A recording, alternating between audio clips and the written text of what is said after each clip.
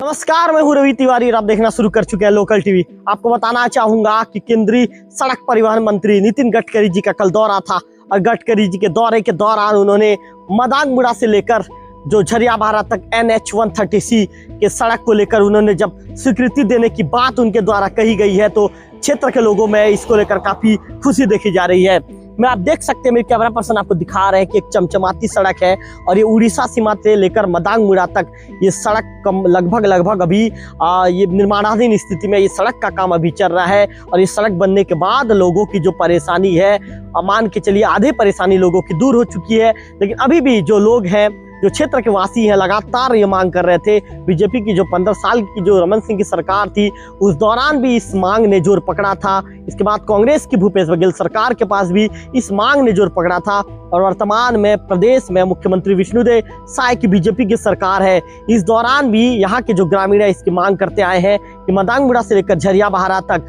जो one way की सड़क है उसे, जो 1 लेन की सड़क है उसे 2 लेन सड़क में बदला जाए, तब्दील किया जाए। मैं आपको बताना चाहूंगा कि इसको लेके जो युवा नेता है कन्हैया माझी ने भी मांग की थी। कन्हैया माझी ने ये कह सकते हैं कि 4 महीने पहले 7वें महीने में 2024 के 7वें महीने में कन्हैया माझी ने सड़क एवं परिवहन मंत्री नितिन गडकरी जी, इसके साथ ही प्रदेश के मुख्यमंत्री जलवायु एवं पर्यावरण मंत्री के साथ साथ जो ये कह सकते हैं कि जो विभाग के हैं, जो प्रधान मुख्य वन संरक्षण के साथ ही जो ये उदंती सीता नदी उप निर्देशक को भी उन्होंने एक पत्र प्रेषित किया था। और पत्र में उन्होंने बताया था कि कैसे यहाँ पे आए दिन जो लगभग 500 से 1000 के बीच में यहाँ पर गाड़ियाँ आवागमन करती है। चूंकि मैं आपको बताना चाहूँगा कि जो आप जो यहीं से जो लंबी सड़क देख रहे हैं, ये यहाँ से लगभग 5 किलोमीटर की दूरी पर उड़ीसा का जो बॉर्डर क्षेत्र पड़ता है। और उड़ीसा के लोग भी, चाहे उड़ीसा के धर्मगढ़ की बात करें, जूनागढ़ की बात करें, उड़ीसा के साथ ही देवभोग, झाकरपारा, अमलीपदर, गोहरापदर के लोग भी अपने कोई भी काम के लिए जब उन्हें जिला मुख्यालय जाना पड़ता है या राजधानी रायपुर जाना पड़ता है तो यही 1 लेन की जो सड़क है,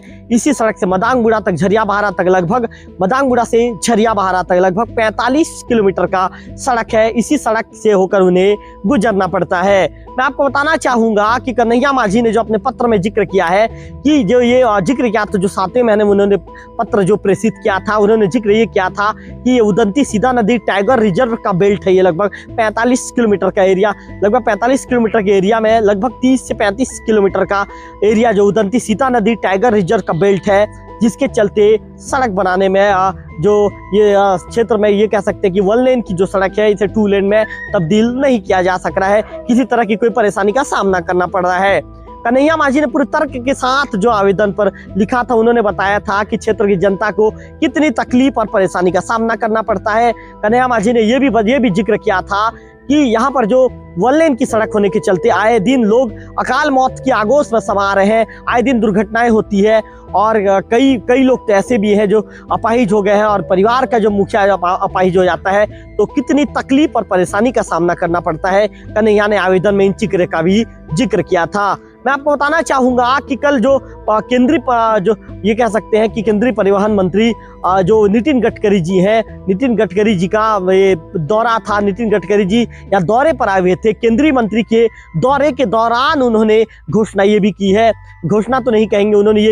ये कहा है कि स्वीकृति देने की बात, इसको भी स्वीकृति देंगे, इस तरह की बात उनके द्वारा कही गई है। जब से केंद्रीय मंत्री का जो इस तरह का स्टेटमेंट आया है तब से क्षेत्र के लोगों में एक अलग ही तरह की खुशी देखी जा रही है। क्षेत्र के लोग उसे अपने स्टेटस में रखकर इसे लोग शेयर कर रहे हैं और लोगों का ये कहना है कि हमारी ये कह सकते हैं कि लगभग 20 साल से पुरानी ये मांग थी और ये जायज मांग थी और जायज मांग अब पूरा होता नजर आ रहा है। मैं बताना चाहूंगा कि जो युवा नेता है, बीजेपी के युवा नेता है कन्हैया माझी, इन्होंने इसको लेकर लगातार कन्हैया माझी भी मांग रख रहे थे। कन्हैया माझी चाहे रायपुर में उच्च अधिकारियों से मुलाकात कर रहे थे, उन्होंने मुख्यमंत्री स्तर पर भी पत्र व्यवहार किया था। इसके साथ ही उन्होंने केंद्रीय मंत्री नितिन गडकरी जी को के जो कार्यालय है वहां पर भी उन्होंने पत्र प्रेषित किया था। कन्हैया ने तमाम चीजों की जानकारी उस पत्र में दी थी, वस्तु स्थिति से अवगत करवाया था और कन्हैया माझी ने साफ तौर पर कहा था कि कितनी तकलीफ और परेशानियों का सामना क्षेत्र के लोगों का छत्तीसगढ़ बनने के